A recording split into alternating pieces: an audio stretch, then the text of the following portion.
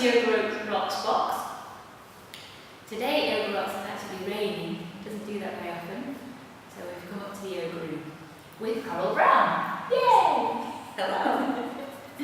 Today we're going to talk about the good things and bad things about the popularity of yoga at the moment. We used to live in Amsterdam, and even since we left a few years ago, there's yoga studios just blooming everywhere, and I think it's the same in a lot of cities. So, what does it mean now that there's yoga everywhere and people are doing yoga all the time? Well, it means that there's more people doing yoga, which is a good thing. The downside of it is the more popular something becomes, just in pop culture, the more popular something becomes, sometimes the more diluted it gets, or the less trained a teacher might be, or in order to keep up with the need, the supply and demand, that the quality of the yoga might, I feel like I'm much taller than you. The quality of the yoga might be compromised. Also, the lineage that is such an important part of the philosophy and the tradition of yoga. As more and more people become yoga teachers and more people decide to make their own style of yoga or a hybrid style of yoga, that the content is taken farther and farther away from the source, and it loses some of its most potent variables. And we're left with a mishmash, or kind of a smorgasbord of bits and pieces of different kinds of yoga, which in a way can still feel good in the physical body and the mental body, but it's possibly not as healing or as integrated. And that's the main purpose of yoga, is full integration, mind, body, spirit. So when we're only focusing on one of those three areas, then it's not a complete process. And there's a lot of publications out there about yoga, and they're starting, a lot of them, especially the newer ones, have got the advertisements for clothing and yoga business. For sure, there's more than just there's virtual publications, there's yoga blogs, there's yoga dork, there's yoga this, there's all different ways that you can be inundated with society and culture and pop culture within yoga.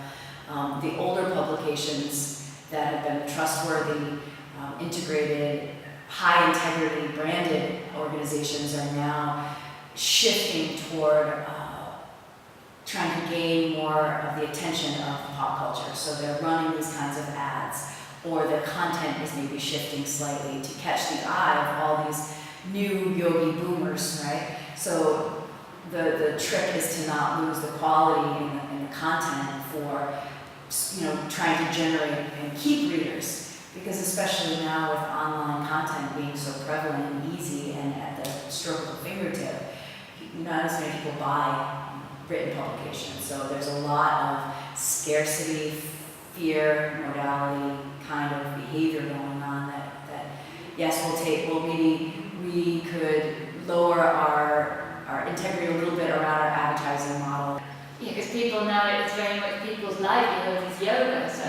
Yeah, whenever you cross your livelihood and your spirituality, it can be very messy. And for many people, yoga is a spirituality. And it's also their livelihood, it's their purpose to teach, or it's where they feel propelled to be activated and an action figure, and to not become like plasticized like an action figure, and be swept up with social media and the urge to post things and say things and demonstrate things that aren't in your natural alignment, but are in alignment with what pop culture will like. So there's this very steady line that you have to try to walk, and at the same time not withdraw from society and social media, because if you have a message or if you have a purpose and service and healing, you have to let people know where you are. You have to put yourself out there and say, yeah, I'm proud, I do yoga, this is what it does, this is how I feel about it, but to not demoralize yourself at the same time. And do you think the yoga boom, because I think that when I was first practicing, there wasn't so many people doing yoga, and now it's just crazy. Do you think the yoga boom will yoga crash? I keep wondering, like, this bubble's got to pop. There's got to be a ceiling, and the tipping point will come, but it doesn't seem like it. No. I mean, I think if we can maintain the underpinnings of the integrity of the system, then it will survive no matter matter what. Whether it remains as popular, I don't know. I mean, there's different phases and fads that have come and gone. Jane Fonda workout, step aerobics and stuff, but they weren't 5,000 year old systems that were tried and true. We can, as a culture,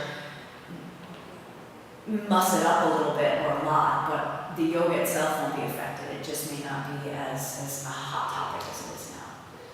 And so just, this is a difficult question, I know, but what would you say? So yoga philosophy, just when you're starting to talk, say you're talking to someone who's never done yoga before, or say you start a retreat here, you've got beginners, what's the first thing you would kind of tell them about yoga? I usually, lately, especially in the last couple of years, have been saying that yoga is about remembering.